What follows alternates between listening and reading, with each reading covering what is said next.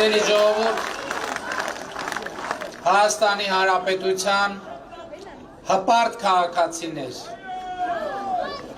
ես հպարտանում եմ ձեզանով, որովհետև իսկական հպարտությունը երևում է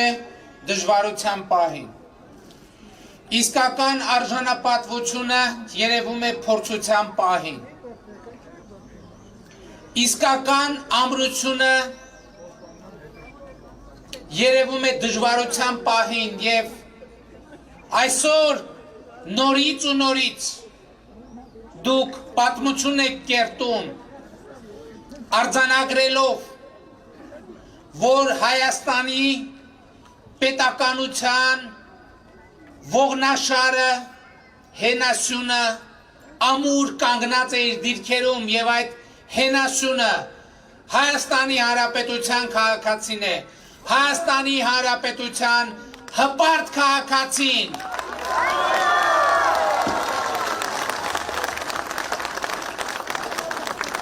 Այսօր առավոտից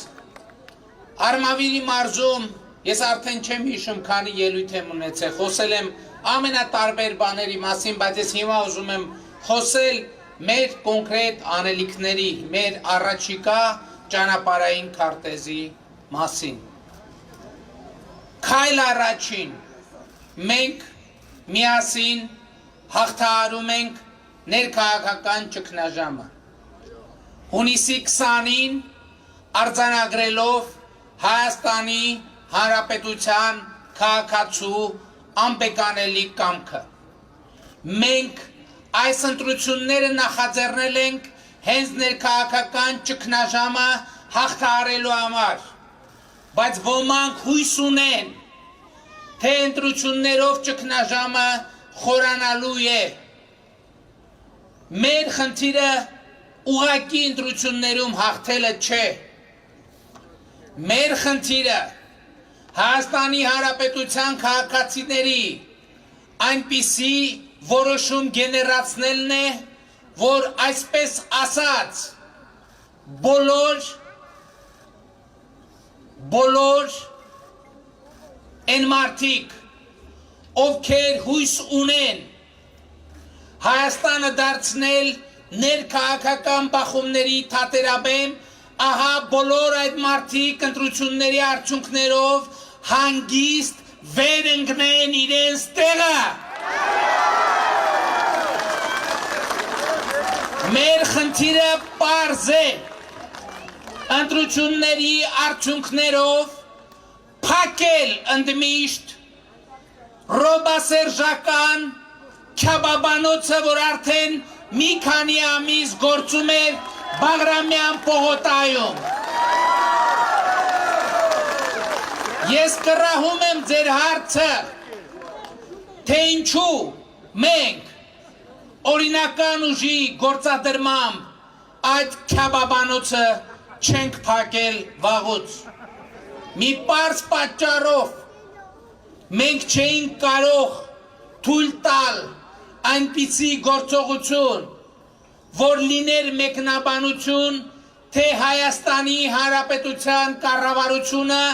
ուժի գործադրմամբ թույլ չտվեց, որ Հայաստանի Հանրապետության քաղաքացին իր կամքը արտահայտի փողոցներում և հրապարակներում։ Մենք չէինք կարող դա անել ձեզ տված խոստման բերումով, որովհետև մենք ձեզ խոստացել ենք, որ այն պահին, երբ որ դուք կորոշեք, որ մենք Հայաստանում չպիտի լինենք իշխանություն, մենք Հայաստանում չենք լինի իշխանություն։ Մենք թողեցինք այդ անսահման հնարավորությունը, բայց Հայաստանի Հանրապետության քաղաքացին ցույց տվեց, որ ոչ է ասում քոչարանասերժական քյաբաբանոցին, և այս ընտրություններում Հայաստանի քաղաքացին այո պիտի ասի ապագային, բայց էլի եմ ասում, այդ այոն, այդ ապագային ուղղակի հաղթանակ պետք չէ, մեզ հարկավոր է արձանագրել առնվազն 60%-անոց քաղաքացիական կամարտահայտություն։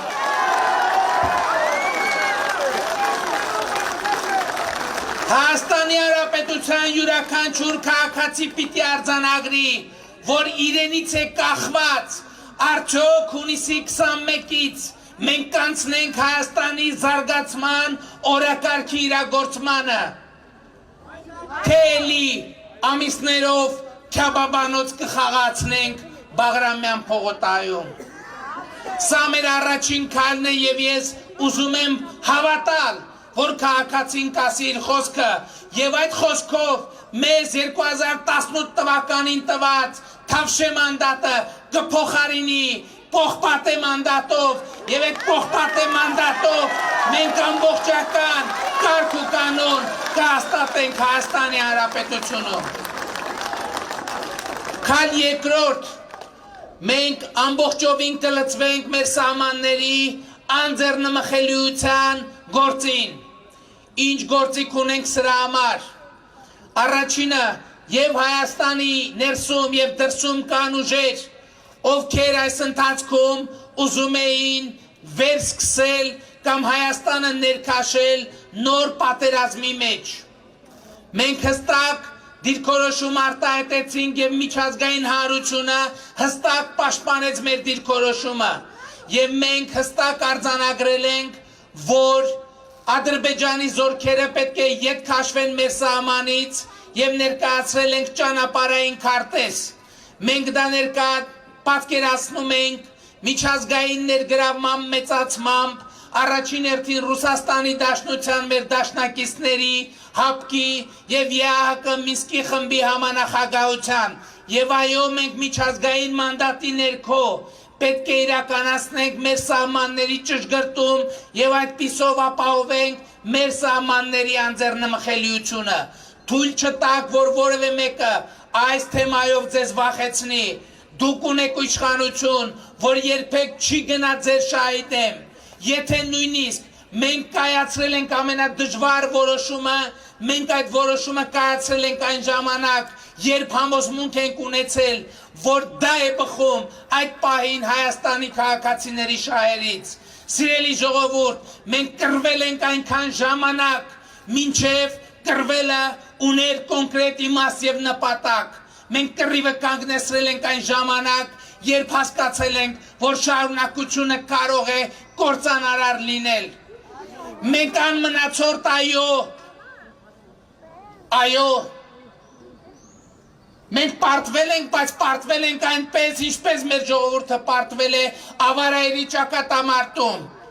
Այսօր մեզ անվանում են դավաճան նրանք, ովքեր ստորագրել են Ալեքսանդրապոլի եւ Բաթումի պայմանագիրը։ Նրանք, ովքեր մեզ անվանում են դավաճան, նրանք պարտավոր են նախ դավաճան անվանել ավարայերի ճակատամարտը տվածներին եւ ավարայերի ճակատամարտում զոհաբերություն մատուցածներին։ Մեր ժողովուրդը կանգնել է հայրենիքի պաշտպանության դիրքերում եւ մենք թույլ չենք տա մեր սրբազան պայքարը բացել։ Նրանք ուզում են մեր նահատակների սրբազան արյունը պղծել, մենք թույլ պիտի չտանք։ Եվ մենք այս ընտրությունների արդյունքում մի ուղերձ պիտի հղենք աշխարհին, որ հայ ժողովուրդը ի հեճուկս ամեն ինչի կանգնած է, միասնական է, վճռական է, հաստատակամ է եւ հետեւողական է։ Այս ընտրությունը դուք պիտի կատարեք հունիսի 20-ին ընտրական տեղամասերում։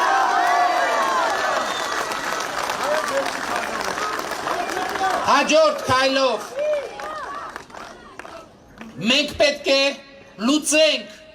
մեր գերիների վերադարձի հարցը։ Ես ասել եմ, որ դա ժամանակի հարց է, որովհետև միջազգային հանրությունը աներկբա ընդգծում է գերիների վերադարձի անհրաժեշտությունն ու անխուսափելիությունը։ Ինչու այսքան ձգվեց գերիների վերադարձը։ Որովհետև ոմանք Հայաստանի ներսում եւ Հայաստանից դուրս հույս ունեին ներքին բախումներ հրահարել այդ եւ մի քանի այլ թեմաներով, բայց դա նրանց մոտ չստացվեց եւ չի ստացվի։ Եվ մենք գերիների հարցը կլուծենք կարճ ժամանակային բանից հետո, երբ ցույց դնենք, որ շանտաժով մեզ ներքին բախումների եւ Հայաստանի շահերին հակասող լուծումներ չեն կարող պարտադրել, սրա օգտին պիտի քվեարկեք հունիսի 20-ին ընտրական տեղամասում։ Մեր հաջորդ գործողությունը մեր զինված ուժերի, մեր բանակի բարեփոխումների մեկնարկն է Հայաստանում պրոֆեսիոնալ ժամանակակից սպառազինությամբ զինված գրագետ բանակի ձևավորումը։ Բայց մինչ այդ մենք պետք է զբաղվենք տնտեսության վերականգնմամբ, որը արդեն իսկ սկսվել է։ Արդեն ապրիլին Հայաստանում 23% տնտեսական ակտիվության ցուցանիշ է արձանագրվել։ Սա նշանակում է, որ տնտեսությունը սկսել է վերականգնվել։ Սա նշանակում է, որ հայ ժողովուրդը բնազդաբար թե տաղանդով արձանագրում է, որ միայն աշխատանքով է մեր խնդիրների լուծումը։ Այո, մենք ամենօրյա աշխատանքով պետք է արդյունք ստեղծենք, եւ այդ արդյունքը հարկերի տեսքով, պետական բյուջեի շարունակական մեծացման տեսքով պետք է ծառայեցնենք մեր երկրի շահերին, մեր երկրի զարգացմանը։ Հաջորդ քայլով մենք պետք է իրականացնենք, արդեն իսկ սկսել ենք, շարունակենք Հայաստանում դպրոցների եւ մանկապարտեզների զանգվածային շինարարությունը։ Մենք պարտավորվել ենք, որ մինչև 2023 թվականը մանկապարտեզի տարիքի որևէ երեխա չպետք է զրկված լինի մանկապարտեզ հաճախելու հնարավորությունից։ Եվ մենք այսօր արդեն շատ մոտ ենք այդ ցուցանիշին, ես վստահ եմ, որ մինչև 2023 թվականը մենք դա կիրականացնենք, մինչև 2025 թվականը այդ ցուցանիշը կմոտեցնենք 100%-ի։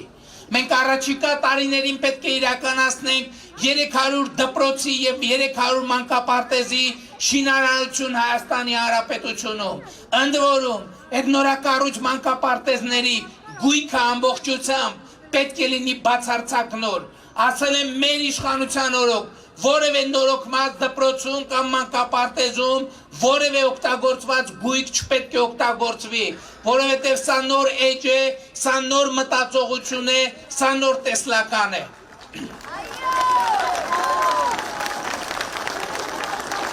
Հաջորդ քայլով մենք պետք է սկսենք շուրջ 1 տասնյակ ջրամբարների շինարարությունը Հայաստանի ամենատարբեր մարզերում, որովհետև մենք պետք է կարողանանք 21-րդ դարը դարձնել մեզ համար մեր ռեսուրսների արդյունավետ օգտագործման դարաշրջան։ Մենք միշտ բողոքել ենք, որ նավթ չունենք, ռեսուրսներ չունենք, բայց 21-րդ դարում ամենակարևոր ռեսուրսը, ամենակարևոր երկու ռեսուրսներից Հայաստանը չափազանց հարուստ է։ Մեկը ջուրն է, որը մենք չենք կարողանում ամբարել եւ դա գնում կորում է, եւ երկրորդը պղինձն է, որի գինը պատմական ռեկորդներ է սահմանում։ Հայաստանում ի վերջո պետք է ստեղծվի պղնձաձուլարան եւ Հայաստանը հանքաքար արտահանող երկրից պետք է վերածվի պղնձի պատրաստի արտադրանք արտահանող երկրի։ Եվ այս ճանապարհին մենք այո պիտի գնանք նաեւ կոմունիկացիաների բացման, բայց կոմունիկացիաների բացումով նույնպես ձեզ որևէ մեկը թող չվախեցնի։ Իմիջայլոց հետաքրքիրը գիտեք որն է, որ 7 ամիս արդեն կոմունիկացիաների բացումով վախենում են, այսօր նախընտրական քարոզարշավին հերթով սկսել են բան անել, հայտարարել։ Մենք դեմ չենք կոմունիկացիաների բացմանը, բայց 7 ամիս ինչ է կհազանգում։ Խոսում են միջանցքների մասին, ժողովուրդ ջան, մեր իշխանությունը երբեք միջանցքի թեմա չի քննարկել, չի քննարկում, դա նույնիսկ քննարկման առարկա չէ։ Հայաստանի Հանրապետությունով անցնում են ճանապարհներ, բայց Հայաստանի Հանրապետության ինքնիշխան տարածքի կարգավիճակը չի կարող կասկածի տակ դրվել։ Այդ 99 թվականներ, երբ ոմանք փորձում էին մեղրին հանձնել Ադրբեջանին, եւ այդ 99 թվականներ, երբ Կարեն Դեմիրճյանը եւ Վազգեն Սարգսյանը իրենց կյանքի գնով փրկեցին մեղրին Ադրբեջանին հանձնելուց։ Եվ բոլոր փաստաթղթերը հրապարակված են, ես նույնիսկ հարկ չեմ համարում այդ թեմաներին անդրադառնալ։ Հաջորդ խնդիրը, որը մենք պետք է լուծենք, ինտենսիվ գյուղատնտեսության, պրոգրեսիվ աճը Հայաստանի Հանրապետությունում։ Արմավիրում մենք արդեն այդ օրինակը տվել ենք։ Վերջին 3 տարիների ընթացքում Արմավիրի մարզում ինտենսիվ այգիների թիվը կրկնապատկել է, մակերեսը։ Սառնարանային տնտեսությունների հզորությունները կրկնապատկվել են։ Ջերմոցների մակերեսները կրկնապատկվել են։ Ոռոգվող կաթիլային ոռոգման անցնող այգիները կրկնապատկվել են, մակերեսը։ Հակակարկտային ցանցեր ունեցող այգիների թիվը կրկնապատկվել է, եւ այս տեմպը մենք պետք է պահենք։ Մեր հիմնական խնդիրը 3-ն է։ Առաջինը մեր արտաքին անվտանգության ապահովումը,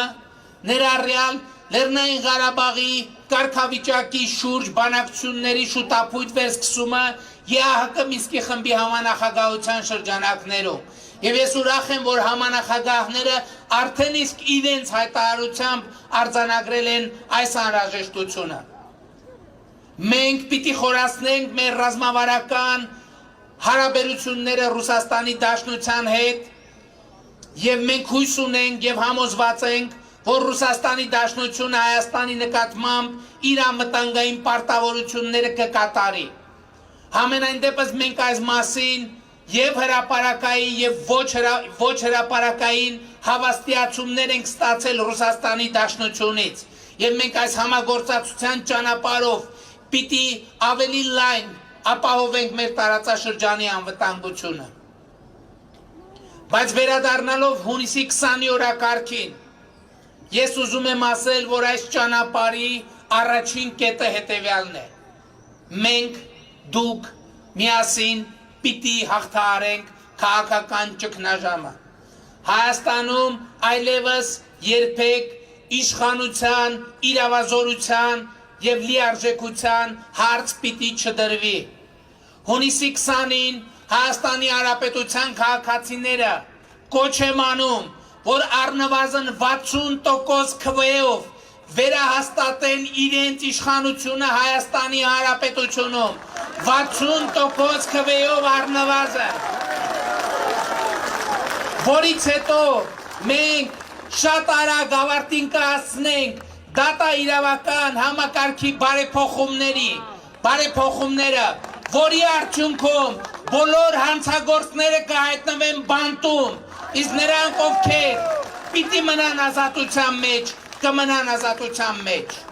Այս համատեքստում հատուկ ուզում եմ նշել, որ այո, 44-օրյա պատերազմի բոլոր հանգամանքները մինչև վերջին դետալը պետք է բացվեն։ Այսօր 44-օրյա պատերազմի գործող անձինք, այնքան են մի շարք անձինք, ցավոք սրտի գեներալական ուսադիրներով, այնքան են ընկել, որ քստմնելի ստեր են հրապարակում Հայաստանի Հանրապետության քաղաքացիների առաջ։ Ես ցավում եմ, որ այդ բոլոր խոսակցությունները չեմ ձայնագրել, բայց այդ էլ աննորմալ կլներ, որովհետև կստացվեր, որ ես մեր բանակի ղեկավարությանը չեմ վստահում։ Ես վստահել եմ անվերապահորեն, բայց էլի եմ ասում, սա այն դեպքն է, երբ գործում է ժողովրդական ասացվածքը, որ խոզի գլուխը դնում ես գորգի վրա, գլորվում ընկնում է ցեխի մեջ։ Հունիսի 20-ին ձեր քվեարկությամբ, սիրելի ժողովուրդ, դուք չպետք է հնարավորություն տաք խոզի գլուխներին դուրս գալ այն ցեխից, որի մեջ իրենք հայտնվել են։ Իրանք գտել են իրենց արժանի տեղը եւ իրենք պետք է մնան իրենց արժանի տեղում, իսկ հայ ժողովուրդը պետք է շարունակի իր երթը։ Այո, շատ դժվար ճանապարհ է։ Ես չեմ խոստանում եւ ոչ մեկ չի խոստանում, որ հեշտ է լինելու, բայց դեռ Սուրբ գրքում է ասված, որ հեշտ ճանապարհը տանում է դեպի կործանում։ Մենք կանցնենք դժվար ճանապարհով եւ այդ դժվար ճանապարհի վերջում հայ ժողովրդի եւ հայոց պետականության հավիտենականությունը կերաշխավորենք։ Եվ ես այսօր համոզված եմ դրանում։ Արմավիրի մարզը ինձ համոզեց դրանում, որովհետև ես այսօր կարող եմ նորից ընդգծել, որ Հայաստանի Հանրապետությունը ունի հպարտ, արժանապատիվ, հզոր քաղաքացի եւ այդ քաղաքացին հունիսի 20-ին կասիր վճռական ու հաղթական խոսքը։ Սիրում եմ բոլորին, հպարտանում եմ բոլորովդ եւ խոնարհվում եմ բոլորիդ առաջ եւ ուրեմն կեցցե ազատությունը, կեցցե Հայաստանի Հանրապետությունը եւ կեցցեն մեր երեխաները, որ ապրելու են ազատ եւ երջանիկ Հայաստանում, որովհետեւ Հայաստանի Հանրապետությունում ապագա կա, Հայաստանի Հանրապետությունում կա ապագա։ Շնորհակալ եմ, սիրելի ժողովուրդ, շնորհակալ եմ։